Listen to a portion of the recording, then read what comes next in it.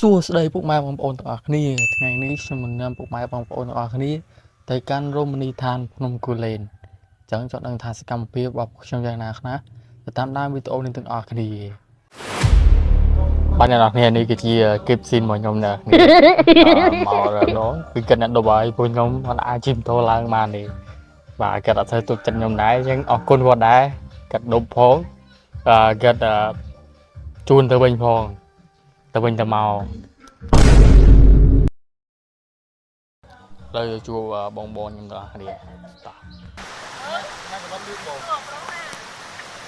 លេងអត់លេងអត់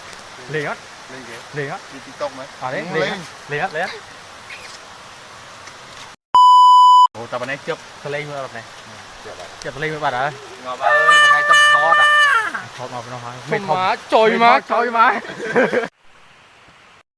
ចំវាសង្ងំធ្វើអីនោះចំប្រវត្តិមែនចឹងតែទៅមើលពួកខ្ញុំអស់គ្នាក៏ធ្វើអីហ្នឹងណែបងបាទអ្នកគ្នាឃើញរោងធំហ្នឹងអ្នកតែគ្នាគិតថាឲ្យគេដែរចឹងខ្ញុំអត់ប្រាប់ទេតើអ្នកគ្នាឆ្ងល់តែម្ដង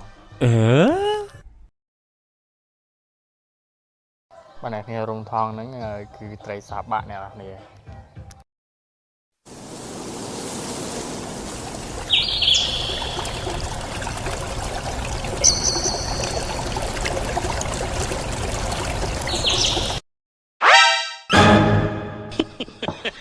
ស៊ីមិនឈប់អារបស់ពេញខ្លួនឯណានៅស៊ីទៀតឆ្ងល់ចុយម៉ែមនុស្សមិនក៏របបស៊ីយ៉ាងនេះបាទអ្នកគ្នាយូរបានសម្រាប់ពីការងារហើយណាមួយចំថ្ងៃសម្រាប់ជាមួយគ្នាក៏ណាត់គ្នាមកលេងភ្នំកលែនបាទហើយនេះក៏ជាពេលវេលាមួយនៅក្នុងការជួបជុំគ្នាព្រោះតាំងពីបែបការសិក្សាមកគឺនឹករាល់អនុស្សាវរីយ៍ល្អៗដែលយើងធ្លាប់មានជាមួយគ្នាឥឡូវនេះយើងបានមកជួបជុំគ្នាម្ដងទៀត